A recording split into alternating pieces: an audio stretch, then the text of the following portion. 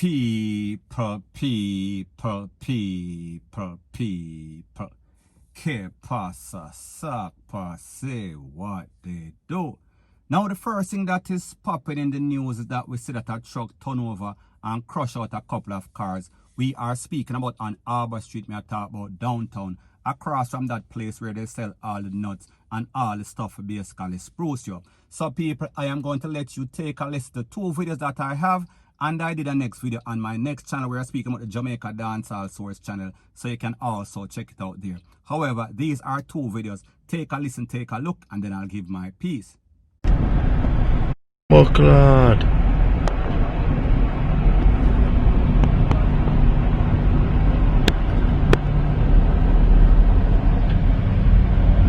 Oh, Lord. I know. You were in the car? Yeah, I was about to drive off.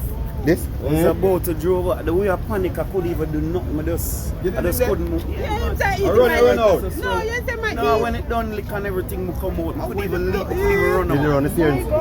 It start everything for me, just all me for that drive off, and I couldn't move.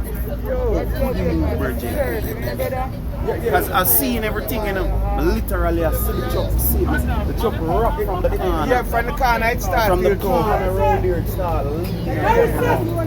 Race, someone race. I race. Give me my next man, I race. Race, someone race. King driver for this one.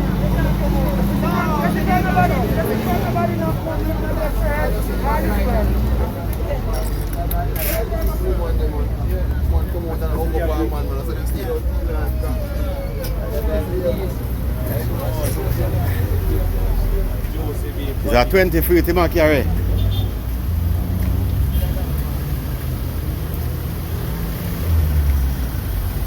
Brother, me never see nothing like from me band. No, sir. Now people, like I tell you on several occasions, when it comes to these drivers that drive commercial vehicle, that drive public passenger vehicle, taxi, minibus, and even the Jamaica bus, the people that drive the public bus, they are just alike. They have no regards for the rules and laws and regulation of the road. And you see that car that was crushed out, luckily nobody was inside it.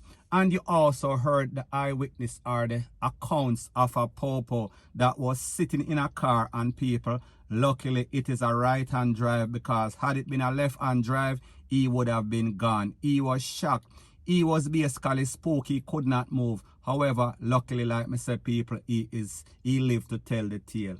Now, people, when we think about something like this, based on what they say, they were racing. So I assume it is two truck driver in a some 18-wheeler, some big rig.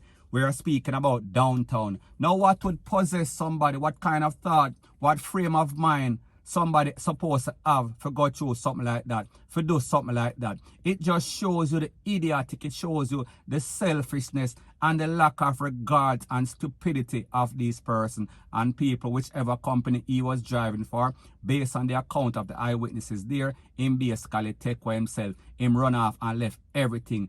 So I am just saying he did the thing that all the coward drivers do whenever them get in any sort of accident, and they know that they are wrong. And they assume that somebody lost their life, them take for themselves. So people, we are talking about some low life people.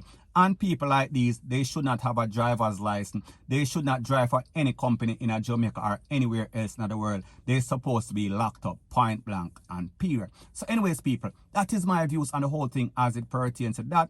And like me say, it is just my views and opinion. It is not the gospel. Your views and opinion can be respectfully different from mine. But let me know what you think in the comment section. Bless up.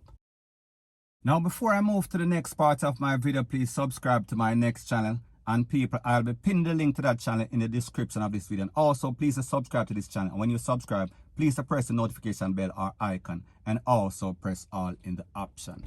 Now, the next thing that is popping in the news, people, we are speaking about very bad news. We saw that at least 25 persons were taken out, mostly by the tool, mostly by the rifle, mostly by everything. We are speaking about all sorts of gun activity over the weekend, people. We are talking about from Friday to Sunday. And this is based on information from the JCF and more specifically the National Security Minister. I am speaking about Dr. Horace Chang. So people, take a listen, take a look to exactly what he has to say. On Friday morning last week, we were some 18.5% behind in homicide, so about 10 less than last year. Over this weekend, we have seen 25 killings across Jamaica. 2 triple and a double included. The triple here in St. James, triple in Almond Town, and 2 in the area near Olympic Gardens. The police intends to increase the activity. We're not deterred by this kind of brazenness. We increase the curfew and cordons. We'll increase the curfews. We have developed fugitive apprehension teams, which is smaller groups which target high value targets. And they are supported by special ops teams. So once they're identified and their location can be clearly unknown, they'll be apprehended and prosecuted. Now, based on this voice note, it is obvious that the Security Minister and the JCF, they are shocked and they are dazed and confused, because this is as bad as it can get in Jamaica. 25 people lose their life in about 3 days. And we see that they are confused. And we see that the crime strategies that they are using, it is not working.